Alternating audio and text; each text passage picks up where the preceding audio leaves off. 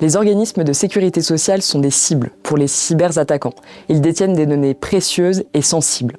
En novembre 2023, 20 000 assurés ont été victimes d'une usurpation d'identité sur les sites des caisses de retraite.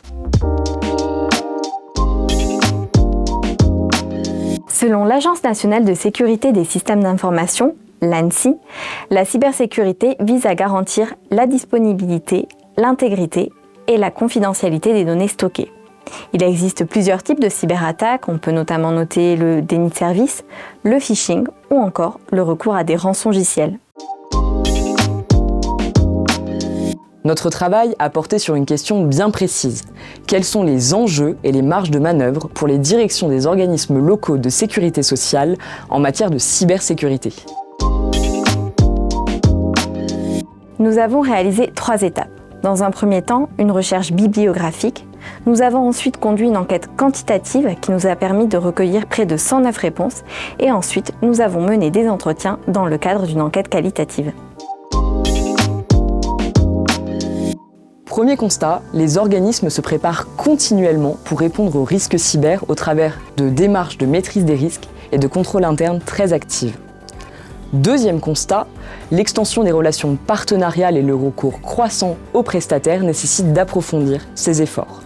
Et enfin, troisième constat, les dirigeants des organismes locaux disposent de marge de manœuvre afin de sensibiliser et de préparer les collaborateurs aux cyberattaques, notamment grâce à l'appui des caisses nationales.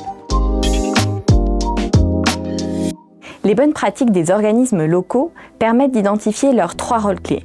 Le premier, sensibiliser, grâce notamment à une gouvernance transversale de la cybersécurité, à la mobilisation de tous les acteurs ou encore à la réalisation d'exercices et de simulations.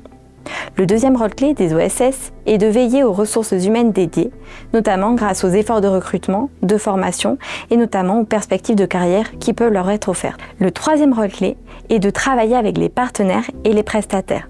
En effet, il faut garantir un cadre avec des obligations claires pour chacune des parties, par exemple dans le cadre de conventions, pour être réactif en cas de cyberattaque.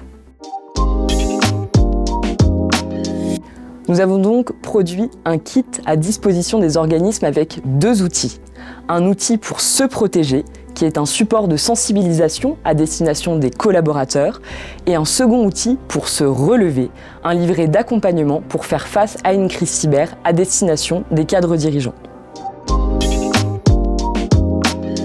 Le premier mot-clé, c'est conscience. Le risque de cyberattaque est réel.